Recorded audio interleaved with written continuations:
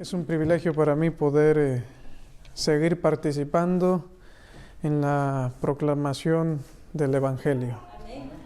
Ya que naturalmente en la vida secular el hombre pues nace, se desarrolla, crece, se hace viejo y muere. Y de tantos años que vive a veces la persona, ¿cuánto tiempo le dedicó a Dios? Como lo dije hace un momentito atrás, en la vida secular allá afuera, los paganos, pues nunca. Ellos siempre dan gracias a la vida, al dinero, a lo que lograron obtener y así. Pero nosotros que hemos estado conociendo a nuestro Dios, que nos ha ido transformando, entonces sabemos que si Él ya hizo algo por nosotros, ahora nosotros tenemos que hacer algo por Él. Y en lo que más podamos cooperar con Él, tratemos siempre de hacerlo. Trabajar por el Señor. El himno que cantamos hace un momento atrás decía, Jesús está buscando obreros. ¿Se acuerdan?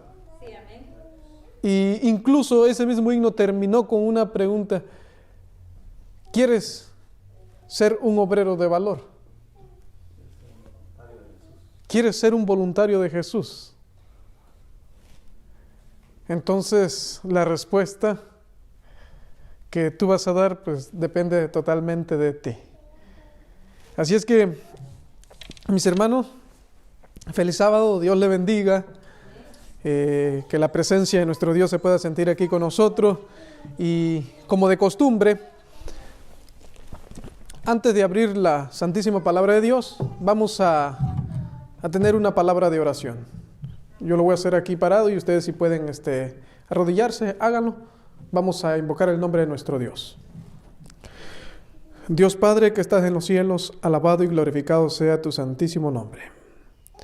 Te pedimos, oh Dios, que este mensaje que vamos a compartir no se pueda quedar aquí en estas 4 paredes de este templo, sino que pueda ser visto por medio de la internet por miles de personas, y no nada más que sea visto, sino que puedan ser edificados muchas personas por medio de tu santísima palabra. Mi trabajo es, Señor Padre, de presentar a tu Hijo Jesucristo, de presentar a tu Hijo como aquel que se despojó de todo por darnos a nosotros todo, pero sobre todo para que podamos tener vida eterna. Así es que, Señor, pedimos permiso para abrir tu santa palabra y que tu Santo Espíritu sea posado en la mente de nosotros para que podamos comprender el mensaje. En el nombre de tu Hijo amado Jesús. Amén.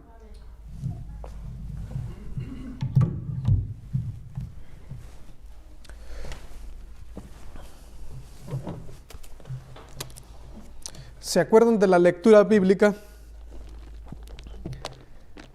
Mateo 13, 34 y verso 35. Y dice la palabra de Dios así: todo esto habló Jesús por parábolas a la gente, y sin parábolas no les hablaba. ¿Por qué? ¿O para qué? Para que se cumpliese lo dicho por el profeta cuando dijo: abriré en parábolas mi boca, declararé cosas escondidas desde la fundación del mundo. Y hoy vamos a analizar una parábola. Hoy vamos a analizar una parábola y vamos a ver qué era lo que Jesús, bueno, también es Dios, quería enseñar al pueblo de Israel y en contorno también a sus discípulos. ¿Cuál mensaje quería Jesús dar por medio de esa parábola? Pero surge una pregunta: ¿pero por qué en parábolas? Ya ven que los evangelios nos dan una lista larga de muchas parábolas que Jesús estuvo presentó. Bueno, acordémonos que mientras que el plan de Jesús era presentar la luz, presentar la verdad, el plan de Satanás era ¿qué? Era lo contrario. Era estorbar el ministerio de nuestro Señor Jesucristo. Y esto ya lo he dicho en otras predicaciones tanto aquí mismo como en otras iglesias. Entonces, el plan de Satanás era, usando a sus agentes personales, era investigar a Jesús, analizarlo y sorprenderlo en cualquier palabra para así poder acusarle de alguna blasfemia, acusarle de que estaba en contra del gobierno, acusarle, buscarle cualquier acusación. Entonces, Jesús utiliza el método de las parábolas. Porque de acuerdo a las leyes judías, si alguien daba alguna prédica usando una parábola, entonces no se le podía llevar a las cortes tribunales usando parábola. Y por eso es que Jesús usa el método de las parábolas. Y por medio de las parábolas, Jesús le iba a presentar al pueblo judío la luz, le iba a presentar la verdad y les iba a declarar, como dice el texto, le iba a declarar cosas escondidas desde la fundación ¿qué? Del mundo. Y es por eso que Jesús utilizó el método de las parábolas. Y ahora nosotros vamos a trabajar en esta mañana, vamos a trabajar con una parábola. Y para que nosotros la podamos entender, esa parábola por lo menos tenemos que ir formando una base, y es algo que siempre acostumbro para poder escarbar, para poder tener una iniciativa de cómo entender el mensaje. Así es que quiero llevarlo a la parábola que está registrada en el libro de Mateo 20. Vayan a su Biblia, tomen su Biblia y ahí vamos a analizar la parábola de la viña. Y este tema lo he titulado como los obreros de la viña. Así lo he titulado, los obreros de la viña. Así es que vamos a leer la parábola por el momento, la vamos a leer y después vamos a formar la base. ¿Estamos de acuerdo? Y la vamos a entender de una manera tan sencilla. Y dice la palabra de Dios así: porque el reino de los cielos es semejante a un hombre, padre de familia, que salió por la mañana a contratar obreros para su viña. Y pongamos atención de cada verso de la Biblia porque lo vamos a ir analizando y tenemos que aprender el mensaje que nos está presentando la palabra de Dios. Y habiendo convenido con los obreros en 1 denario al día, los envió a su viña. Saliendo cerca de la hora tercera del día, vio a otros que estaban en la plaza desocupados, no estaban trabajando.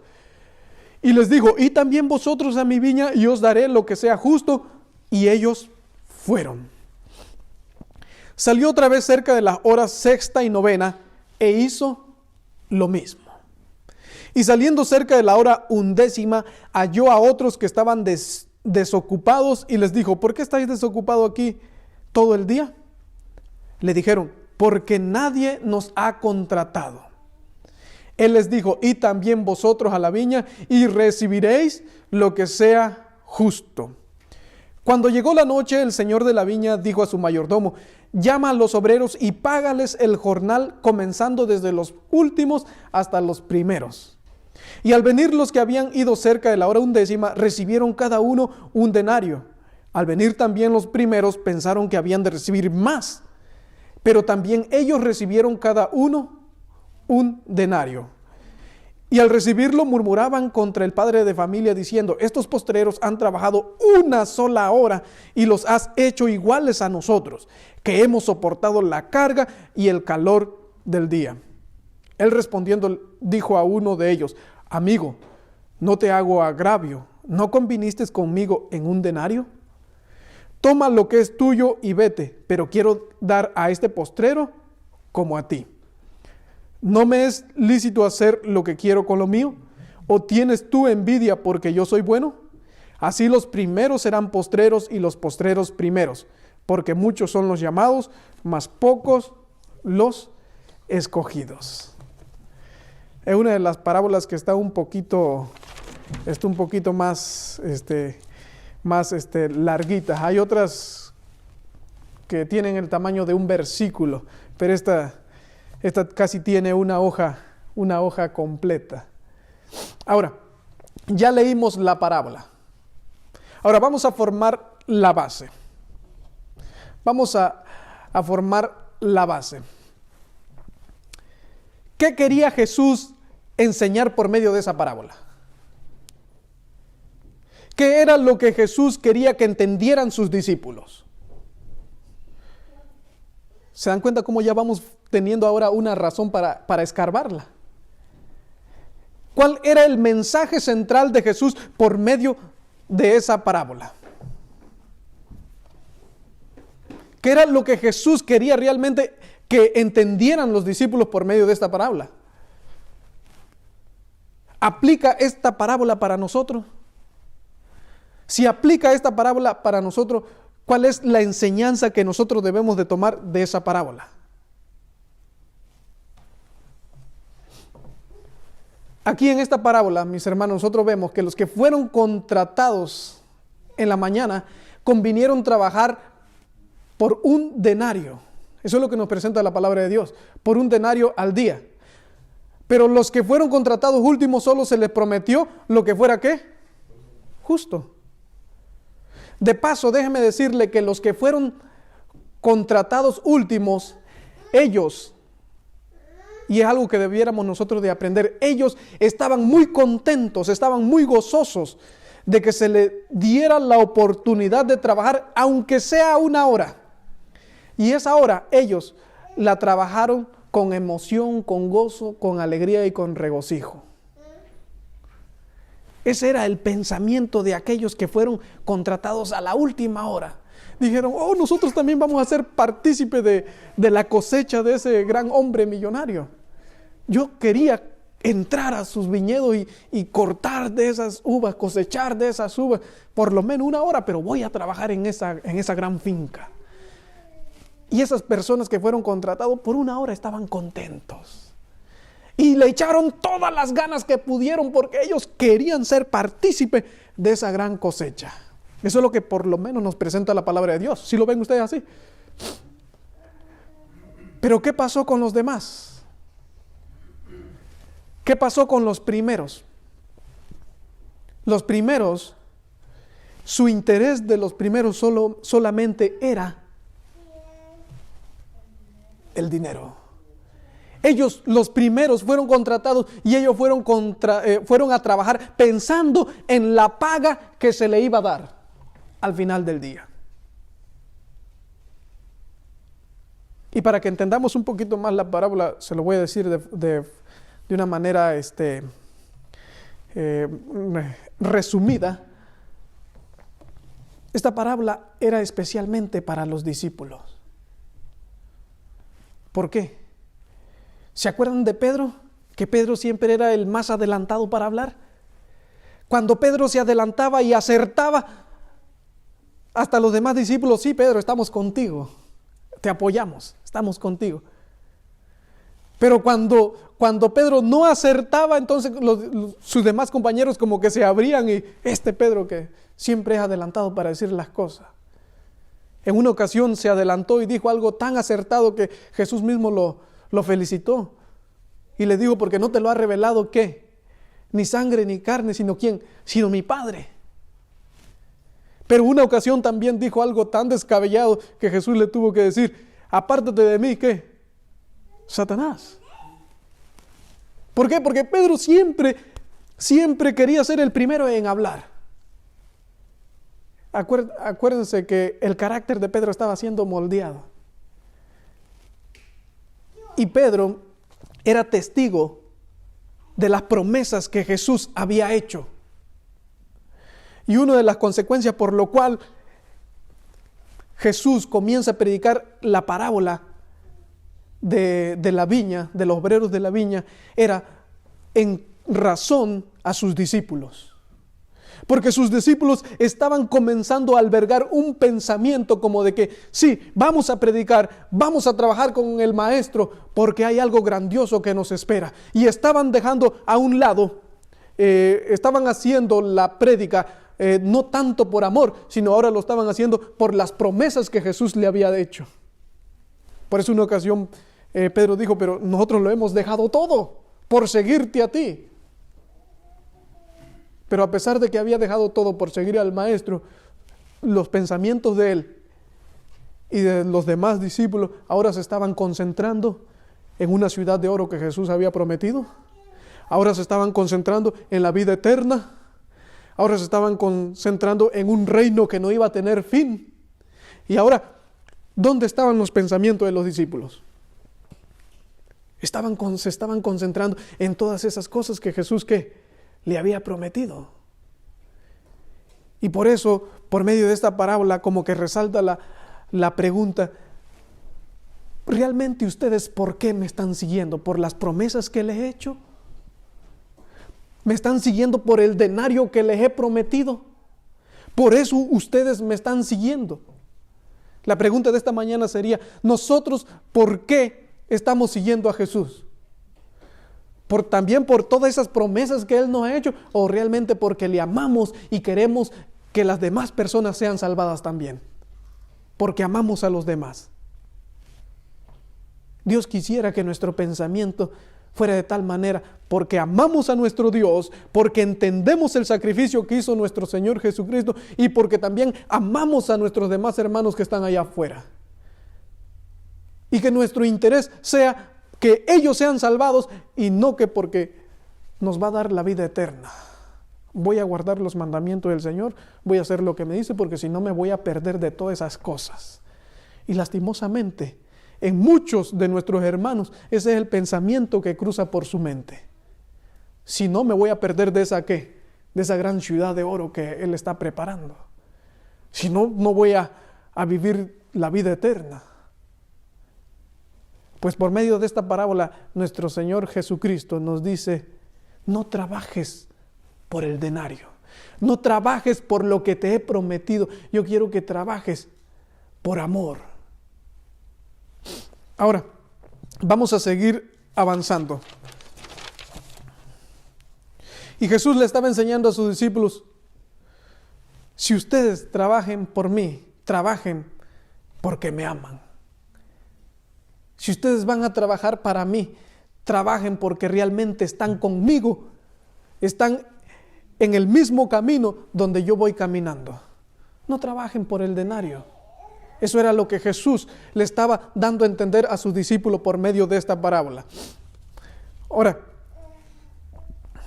vamos a analizar la parábola. Veo que tienen sus Biblias ahí. Ustedes en la parábola van a ver que se hace mención de un propietario. Y vamos a investigar quién es el propietario. Se hace mención de una viña también. Se hace mención de obreros para trabajar. Se hace mención de una plaza y hay 5 llamadas. Y todo esto que acabo de mencionar ahorita lo vamos a investigar. Cada punto para ver cuál es el significado. Y vamos a empezar con el propietario. ¿A quién representa el propietario? Es fácil contestar: a Dios.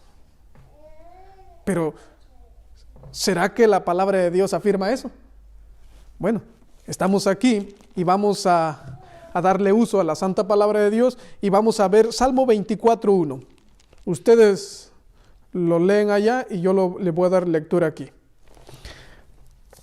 Salmo 24:1 dice: de Jehová es la tierra y su plenitud, el mundo y los que en él habitan.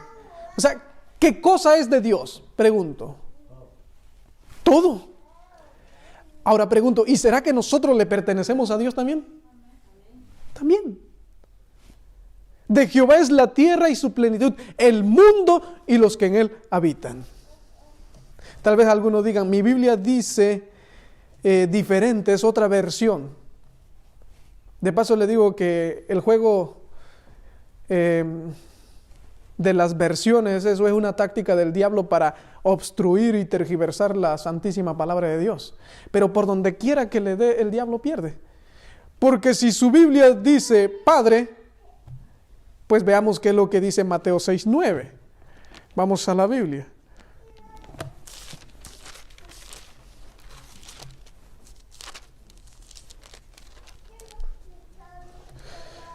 Mateo 6:9 dice así: vosotros pues oraréis así: Padre nuestro que estás en los cielos, santificado sea tu nombre.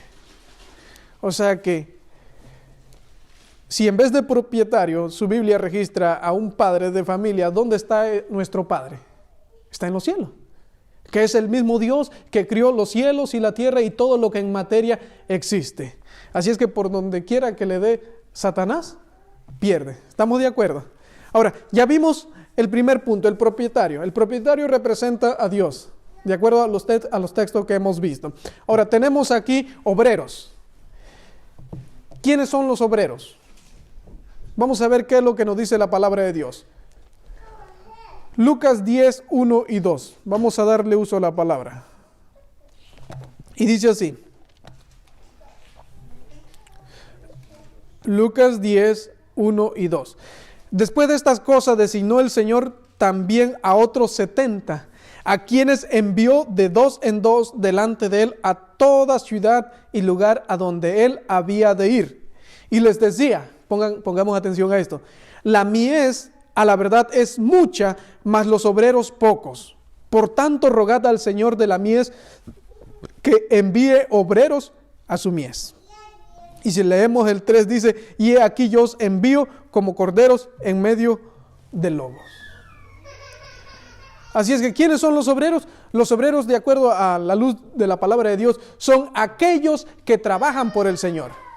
Aquellos que saben que hay un mensaje que se tiene que dar y que ellos no esperan que pase más el tiempo, sino que ellos ven que el tiempo ya es ahorita y salen rápidamente a dar ese mensaje. Ellos no esperan que se pase el tiempo. Ellos no esperan otro llamado más. Ellos no esperan que siga el Señor llame, aunque Él lo hace por su grande misericordia. Entonces, ¿quiénes son los obreros? Son aquellos que trabajan ¿para quién? Para el Señor. De acuerdo bajo el contexto de la parábola que estamos analizando ahorita. Ahora, tenemos también una viña. ¿Qué representa la viña? Podemos decir que tal vez la viña representa el mundo. Vamos a ver lo que dice la palabra de Dios. Mateo 13:38. Mateo 13:38 dice así.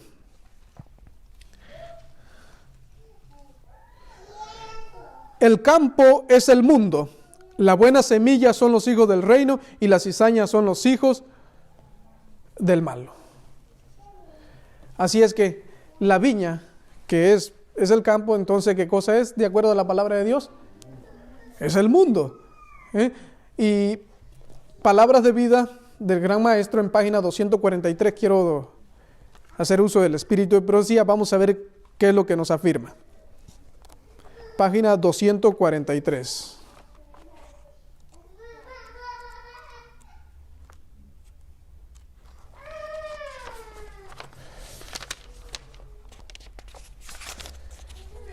El párrafo está pequeño, pero es muy interesante lo que dice el espíritu de profecía en aclaración de esto.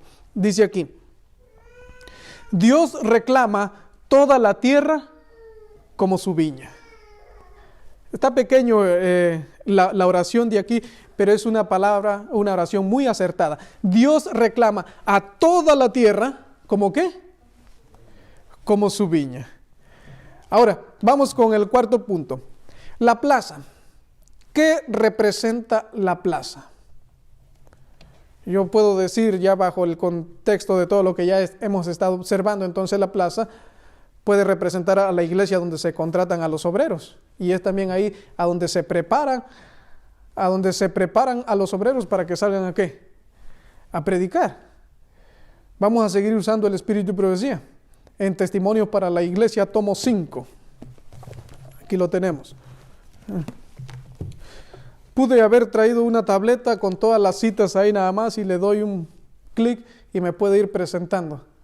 Pero al mismo tiempo quiero dar este testimonio y de insistir a nuestros hermanos a que consigan sus libros, consigan los libros del espíritu de profecía y que lo estudien. Y es por eso que hoy los he traído aquí. Aquí ustedes lo pueden ver. Tenemos ese, tenemos este otro, estos, acá tenemos otro, para darle uso. Ya que nuestro Señor Jesucristo en su gran misericordia nos mandó a a su profeta, Elena de White, y ella hizo un muy buen trabajo, pues ¿por qué no darle uso? Es un regalo que nuestro Señor nos ha dado. ¿Y debemos de qué? De aprovecharlo. Porque algunas cosas que a veces la Biblia pareciera que no las pudiéramos entender así, por medio del Espíritu y profecía, es más fácil que comprenderlas. Y las cosas se nos van quedando ¿qué? Más claras a nuestro comprendimiento. Así es que vamos a seguir avanzando. Testimonio para la Iglesia, tomo 5, página 189. De acuerdo al cuarto punto, a lo que significa la plaza. Y dice así: Satanás está meciendo en sus brazos y adormeciendo a los profesos seguidores de Cristo. ¿Se dan cuenta de lo que está haciendo Satanás ahorita en este tiempo actual? Satanás está meciendo en sus brazos y adormeciendo a los profesos seguidores de Cristo, mientras alrededor de ellos las almas que perecen. ¿Y qué excusa ofrecerán al maestro por su negligencia? Me estaba comentando un hermano de la iglesia que él le llama al pastor para decirle: pastor, ya tenemos todo preparado para la campaña. Y el pastor le dice: hermano, me vas a disculpar, pero no tengo nada preparado porque se me olvidó. Dejémoslo para la otra fecha. Pastor, pero ya está todo preparado, ya todo listo. Sí, hermano, pero se me olvidó. No me acordé de nada.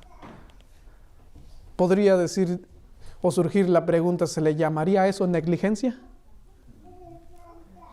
¿Le agrada a eso a Dios de sus siervos? No, querido hermano. Y ojalá que eso no pueda pasar con nosotros. Porque un siervo negligente, un mensajero negligente, no sirve para nada. Las siguientes palabras de Cristo se aplican a la iglesia. ¿Por qué estáis todo el día desocupados? ¿Por qué no estáis ocupados en alguna tarea dentro de su viña? Así es que, ¿qué representa la plaza? ¿Representa qué? La iglesia. Representa la iglesia. Otra cita más, Hechos de los Apóstoles, página 86.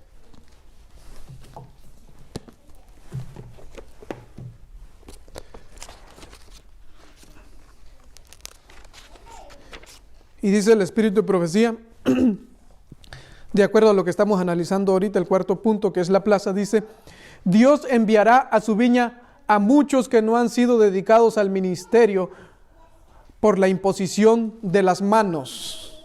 ¿Se dan cuenta? Cientos, sí, miles que han oído el mensaje de salvación están todavía ociosos en la plaza, cuando podrían estar empleados en algún ramo de servicio activo. A los tales Cristo les dice: ¿por qué estáis aquí todo el día ociosos? Y añade: y también vosotros a mi viña. ¿Por qué muchos no responden al llamado?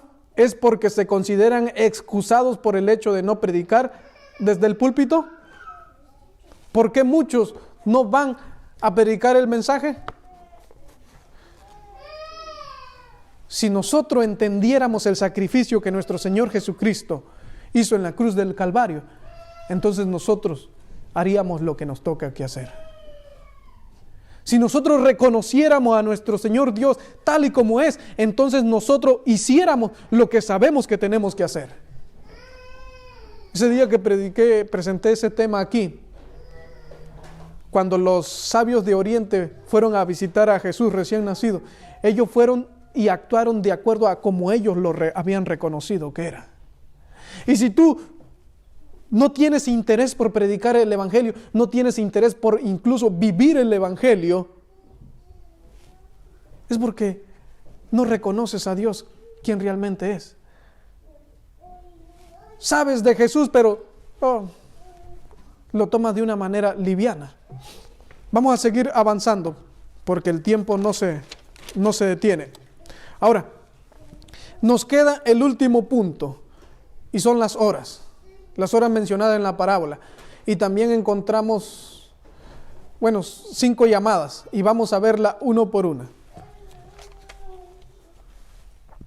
La primera llamada,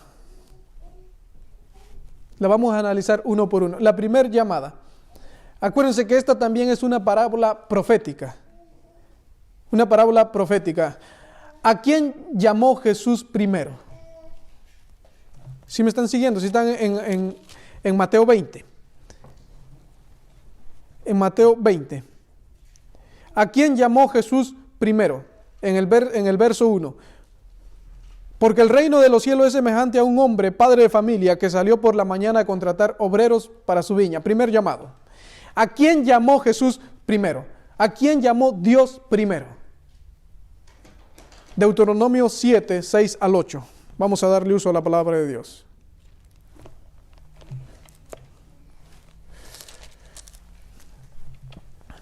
Deuteronomio 7, versos 6 al 8. Porque tú eres pueblo santo para Jehová tu Dios.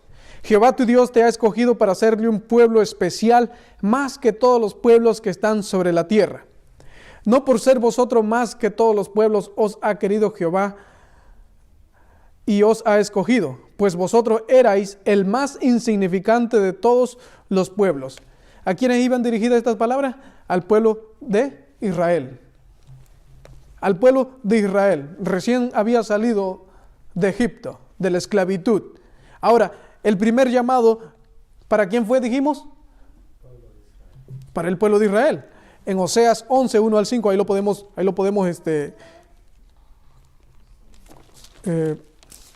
confirmar. Y vamos a ver lo que dice. Cuando Israel era muchacho, yo lo amé, y de Egipto llamé a mi hijo. 11, 1 al 3. Cuanto más yo los llamaba, tanto más se alejaban de mí. A los Baales sacrificaban y a los ídolos ofrecían sahumerios. Yo con todo eso enseñaba a andar al mismo Efraín, tomándole de los brazos, y no conoció que yo le cuidaba. El punto central de estos textos es que nos están, solo para confirmar, es que Dios estaba llamando, y Dios había llamado ¿a quién? A la nación de Israel. Ellos fueron los primeritos que fueron llamados para presentar el mensaje de salvación, para hacer luz a las naciones. Pero hay un segundo llamado entonces. O sea, si hay un segundo llamado es porque te llamé a ti, trabajaste o no quisiste trabajar, entonces es necesario que yo vuelva a llamar a alguien más. Eso es lo que nos presenta la trayectoria de la Biblia cuando nosotros vamos ¿qué? Analizando la Biblia. Ahora, también quiero, antes de pasar al segundo llamado, quiero confirmar esto con el espíritu de profecía en el libro que se llama Palabras de vida del Gran Maestro, en la página 330.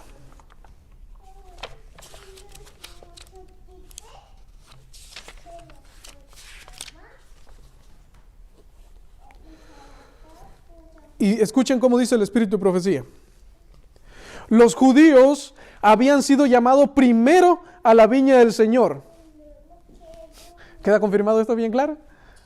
Les digo, a veces pareciera como que las Santas Escrituras como que no nos aclaró bien un punto, pero por eso amo el espíritu de profecía y doy gracias a Dios que suscitó a su sierva Elena de White y la utilizó para esa gran obra.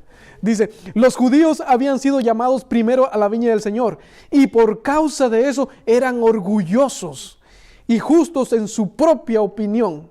Consideraban que sus largos años de servicio los hacía merecedores de una recompensa mayor que los demás. Así es que, ¿para quién había sido el primer llamado? Para el pueblo de Israel, o los judíos, como dice la inspiración. Ahora, vamos a avanzar al segundo llamado. Parece ser que el segundo llamado era la hora, ¿qué? Tercera, es lo que menciona la palabra de Dios. ¿Quiénes son?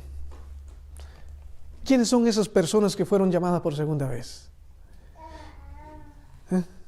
Si ustedes analizan la parábola, encontrarán que este padre de familia está preocupado por su cosecha.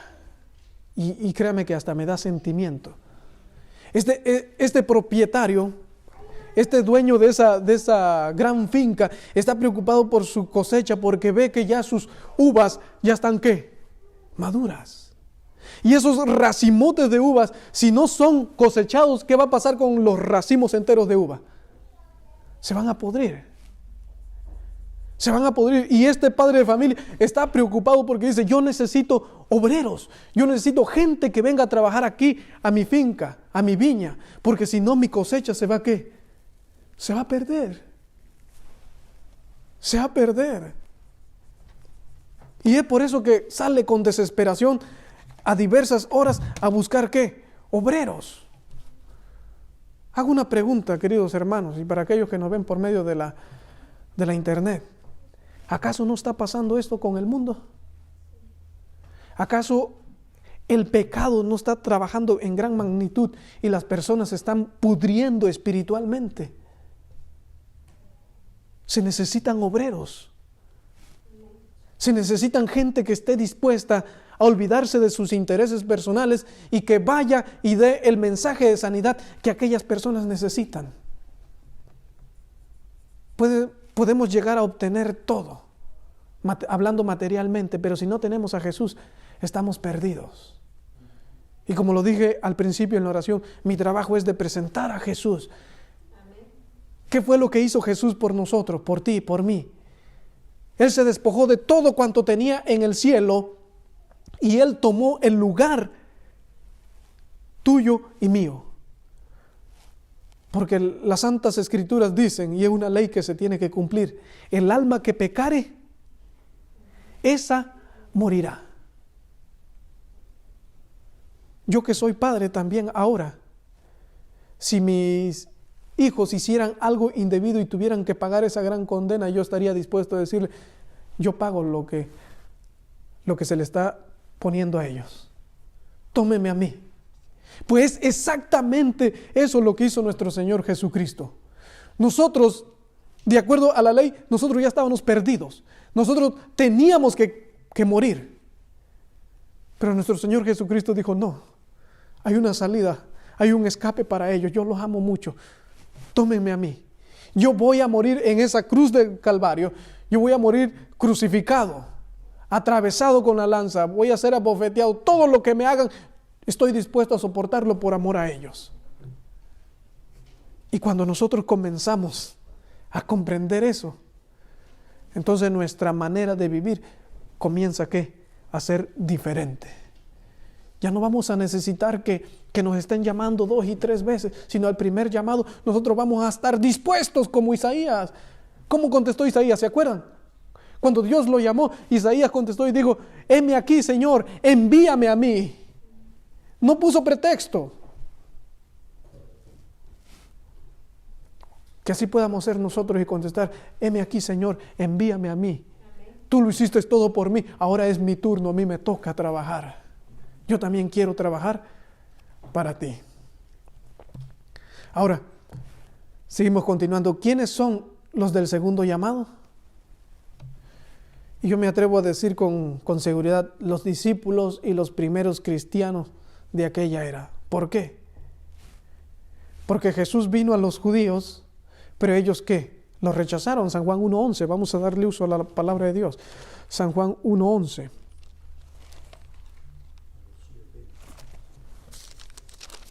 Y dice la palabra de Dios así. A los suyos vino y a los suyos no le recibieron. ¿Quiénes eran los suyos? El pueblo de Israel. La nación de Israel. Que ellos fueron los que recibieron el primer llamado. Mas a todos los que le recibieron, a los que creen en su nombre, les dio potestad de ser hechos hijos de Dios. Así es que la palabra de Dios dice que a los suyos vino y a los suyos no le recibieron. Y ese fue el pueblo de Israel. Y si ellos no le recibieron, entonces habían otros que estaban dispuestos a recibirle. Y ellos fueron ¿quiénes? Los discípulos. Y los primeros cristianos de aquella misma era. Palabras de vida del Gran Maestro en la página 331. Cristo amonestó a los discípulos que fueron llamados a seguirle. Cristo amonestó a los discípulos que fueron llamados en primer término a seguirle, a que no se acariciase entre ellos el mismo mal. Para aquellos que nos están viendo, para que puedan leer todo el capítulo es el capítulo 28 que se llama Bases para la recompensa final. Y bajo el contexto que dice aquí el Espíritu de Profecía, para que no se acariciase entre ellos el mismo mal, se está refiriendo al mismo mal que había caído ¿quién? La nación de Israel. Que habían rechazado ¿a quién? A Jesús, de acuerdo a San Juan 1:11. A los suyos vino y a los suyos no le recibieron. Entonces ahora es el llamado para los discípulos y se le amonesta a que no vayan a caer en ese mismo mal de que después ellos también fueran ¿a qué? A rechazar al Maestro. Ahora, de paso, déjeme decirle que el mensaje que tenían los judíos era el del santuario y todos sus ritos ceremoniales. Ese era el mensaje que tenían que los judíos. ¿Y eso cuándo se acabó? Eso se acabó cuando crucificaron ¿a quién? A Jesús. Pregunto, ¿a qué hora crucificaron a Jesús? Marcos 15:25.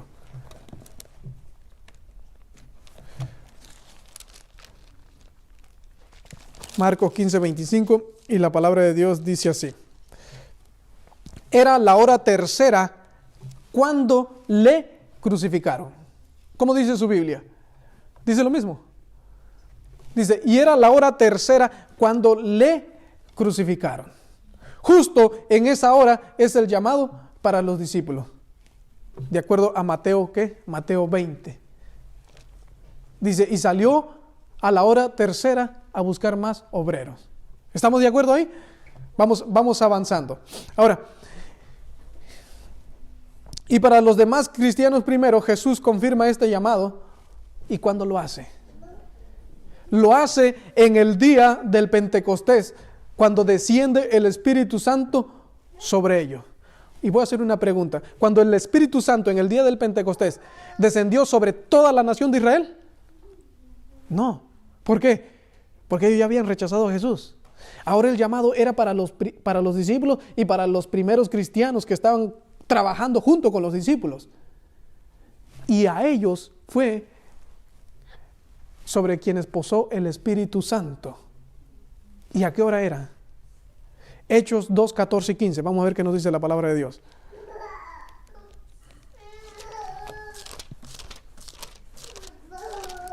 En el libro de Hechos, versos 14 y 15, si nosotros empezamos en el verso 1 del capítulo 2, dice, cuando llegó el día del Pentecostés estaban todos unánimes juntos, y de repente vino del cielo un estruendo como de un viento recio que soplaba, el cual llenó toda la casa donde estaban sentados. Y se les aparecieron lenguas repartidas como de fuego, asentándose sobre cada uno de ellos. Y fueron todos llenos del Espíritu Santo y comenzaron a hablar en otras lenguas, según el Espíritu les daba que hablasen. ¿A quiénes les pasó esto? A los discípulos y a los primeros cristianos que estaban cooperando con ellos. Y ahora ahí va la respuesta de la pregunta que hice. ¿Y a qué hora era cuando pasó eso? En el verso 15 dice así, porque estos no están ebrios. Aquí está hablando Pedro, que estaba dando una explicación porque acuérdense que había una aglomeración de personas.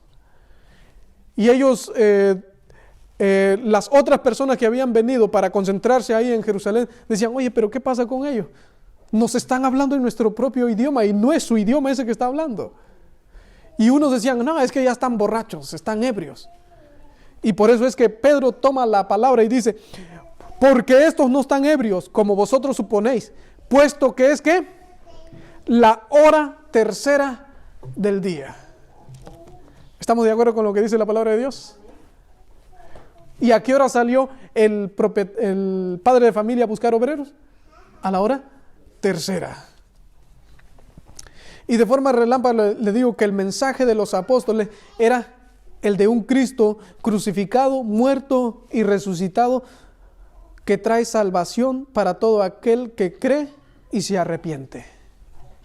Ese era el mensaje que ahora los discípulos y los cristianos de aquella era tenían que dar. Ahora vamos a seguir avanzando. En el verso 5 de Mateo 20, volvamos a Mateo 20, no hay que perdernos de ahí porque ahí es donde estamos analizando este tema. En el verso 5 de Mateo 20 encontramos dos llamadas relacionadas. La pregunta es, ¿quiénes son? ¿Quiénes son esos personajes de acuerdo a a Mateo 25. Y dice así: salió otra vez cerca de las horas sexta y novena, e hizo lo mismo. Sexta y novena. Este propietario, este dueño de la viña, tiene esa necesidad, esa desesperación de buscar obreros porque su viña está a punto de que la cosecha se malpase. Y por eso sale con esa desesperación a diferentes horas a buscar ¿qué? Obreros. Ahora, ¿quiénes son estos? ¿Quiénes son estos personajes de la hora sexta y novena? Y vamos a empezar por los de la hora sexta. Y con firmeza y seguridad podemos decir que son los adventistas del primer día, o más bien conocido como el movimiento millerita, encabezado por Guillermo Miller. ¿Cuál era el mensaje de ellos?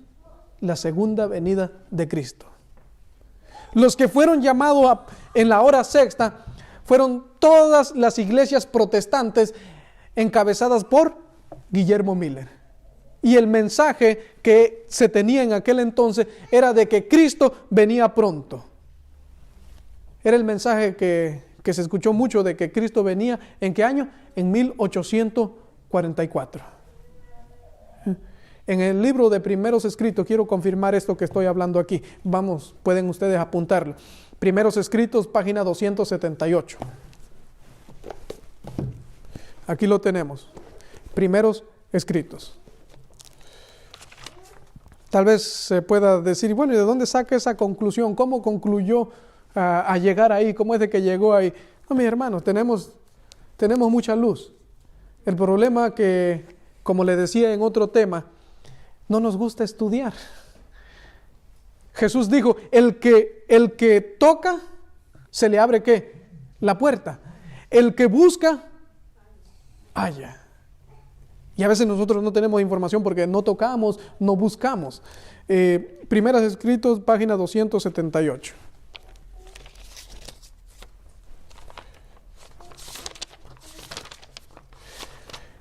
El capítulo es el capítulo 53 y se llama Guillermo Miller.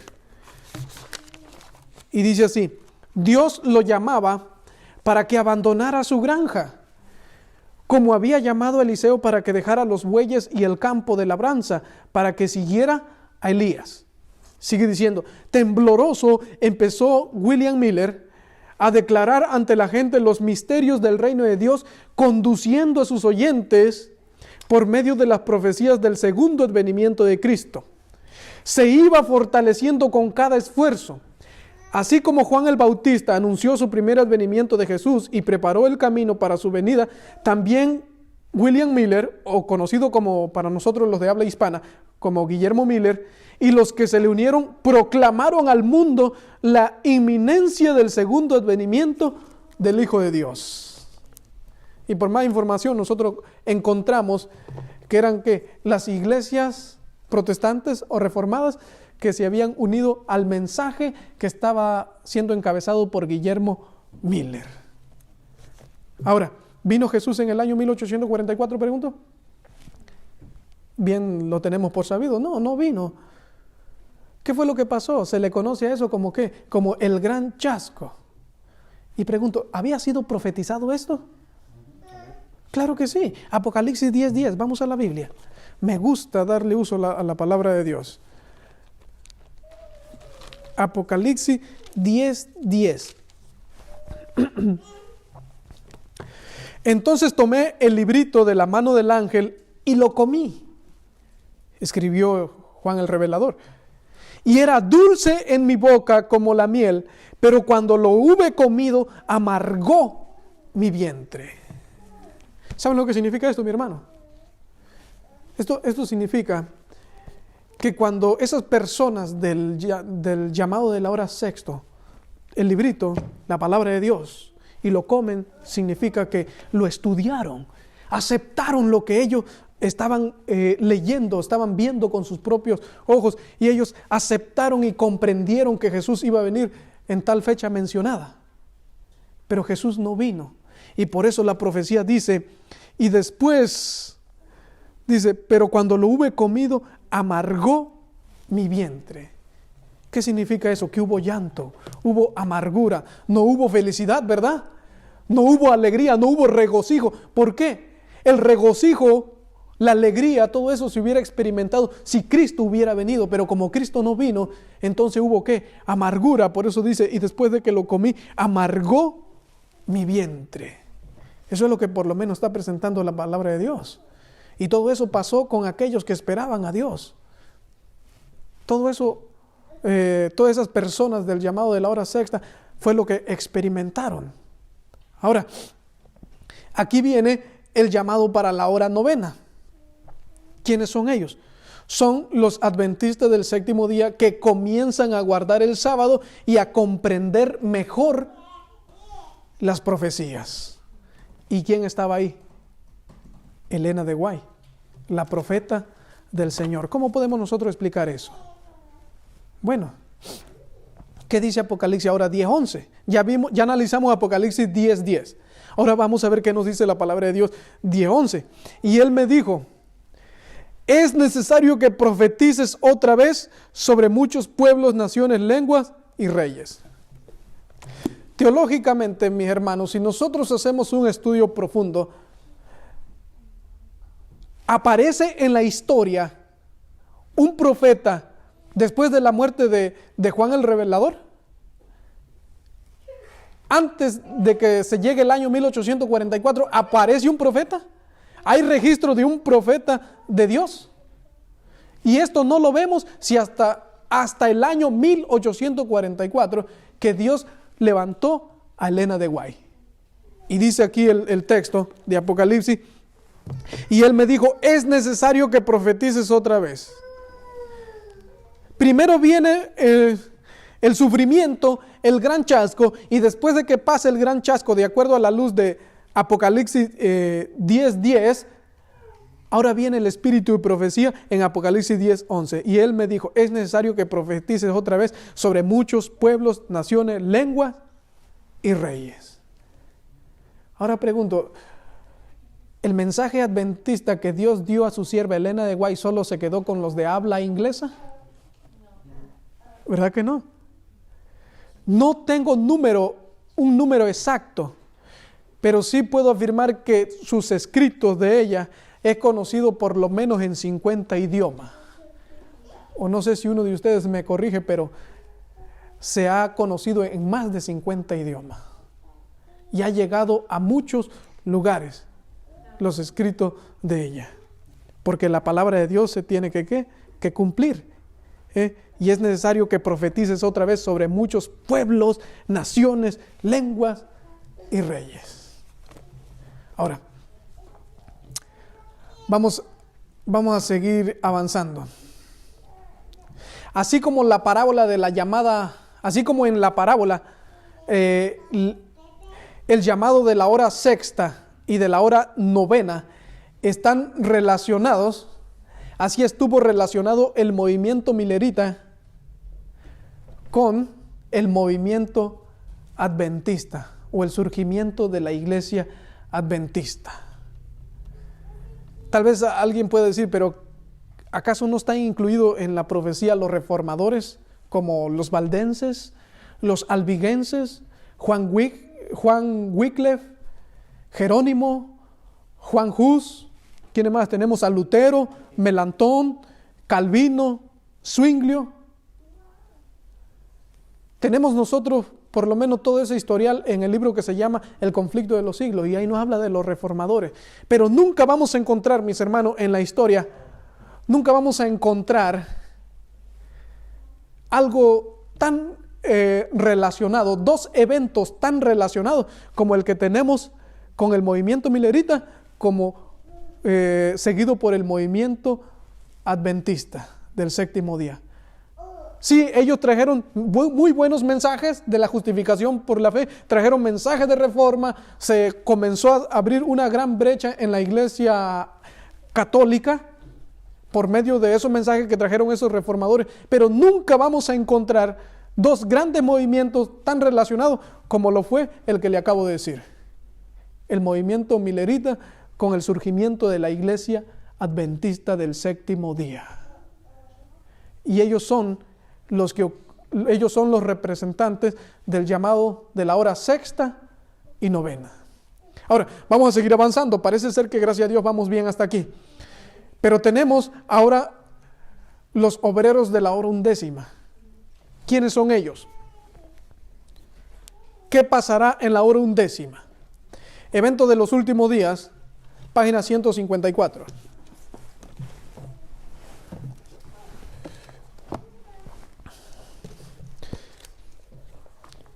Página 154 y vamos a ver lo que el Señor quiso dejarnos revelado a nosotros. Noten bien lo que va a pasar en la hora undécima. Página 154. Las filas raleadas serán llenadas por aquellos a quienes Cristo representó como viniendo a la hora undécima. Esto está tremendo, mis hermanos.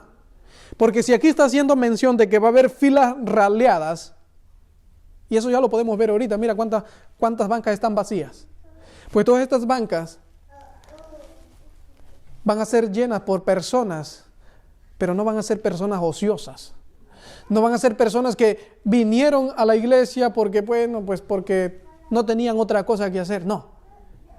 Van a ser personas que llegaron a obtener un gran celo por la palabra de Dios. Y dice aquí, hay muchos con quienes el Espíritu de Dios está contendiendo. El tiempo de los juicios destructores de Dios es el tiempo de la misericordia para ellos que hasta el momento no han tenido oportunidad de aprender qué es la verdad. Por el momento no lo han comprendido bien, pero cuando lo entiendan no se van a quedar, oh sí, ya, ahora sí ya lo entiendo y se van a quedar cruzados. No, van a comprender la verdad y se van a poner a trabajar. Y todas esas bancas que están vacías entonces van a ser llenadas. Sigue diciendo, el Señor los mira con ternura. Una ocasión predicaba en un tema y decía, el Señor te acepta no por lo que tú eres ahorita, sino por lo que tú vas a llegar a ser. Y sigue diciendo, su corazón misericordioso se conmueve, su mano todavía se extiende para salvar, mientras la puerta se cierra para aquellos que no quisieron entrar. Será admitido un gran número de los que en los últimos días oirán la verdad por primera vez. Estandarte tras estandarte quedaba arrastrado en el polvo, mientras que una compañía tras otra del ejército del Señor se unía al enemigo, y esto está tremendo. Y tribu tras tribu de las filas del enemigo se unía con el pueblo de Dios, observador de los mandamientos. Y esto me aterra, porque esto es profecía. Y esto nos está declarando lo que va a acontecer justo antes de que se termine la cosecha. En otras palabras, justo antes de que Cristo venga. Y es más, ya lo estamos viendo. Muchos hermanos de los que estaban aquí ya no están y se han ido ¿a dónde? Al mundo. Porque el que no está con Cristo, ¿con quién está? Con el diablo. No hay término neutral. No, yo ni allá ni acá. No, aquí no existe el término neutral, eso solamente en los carros estándar, que lo pones en neutral. Pero en la vida espiritual no hay término neutral. O estamos con Jesús, o estamos con ¿quién? Con Satanás. Y aunque duele, pero es una profecía que se va a cumplir. Muchos de los que están con nosotros se van a ir al mundo. Aunque por el otro lado también me consuela que van a haber muchos que están ahorita mismo en las filas de Satanás, pero que van a escuchar la verdad y no se van a quedar allá, sino que ellos rápidamente van a tomar acción y van a venir a ocupar el lugar. Mande la cita. Esta cita es el libro de Evento de los Últimos Días, páginas 154 y 155. 154, 155 del libro Evento de los Últimos Días. Ahora, también tengo otra cita más que voy a compartir hablando de lo mismo. ¿Quiénes son los obreros de la hora undécima? Página 180 del mismo libro. Página 180. De paso le digo que en este mismo libro hay como unas 10 citas que nos hablan de esto, pero solamente he tomado como 2.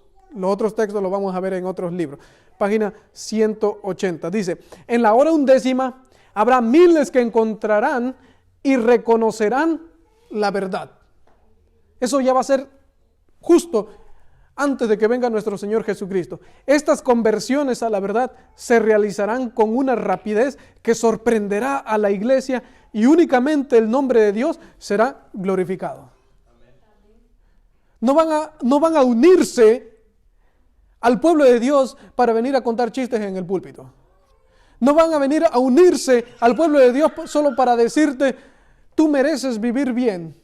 Tú eres la cosa más hermosa que existe. No. Dice el Espíritu de Profecía, dice aquí, y únicamente el nombre de nuestro Dios será glorificado. ¿Y saben lo que significa eso también? Una de las maneras por el cual el nombre de nuestro Dios pueda ser glorificado es cuando nosotros vivimos de acuerdo a su divina y santa voluntad. Es entonces así como también el nombre de nuestro Dios es glorificado. Y sigue diciendo, habrá miles convertidos a la verdad en un día, los cuales en la 11 hora verán y reconocerán la verdad y los movimientos del Espíritu de Dios. ¿Eso cuándo va a suceder? De acuerdo al Espíritu de Profecía, en la hora 11. Otra cita más que tengo aquí en el libro Mensajes Selecto, tomo 3. Mensajes Selecto, tomo 3, página 445. Este libraco enorme, me van a dar un momentito para encontrarlo.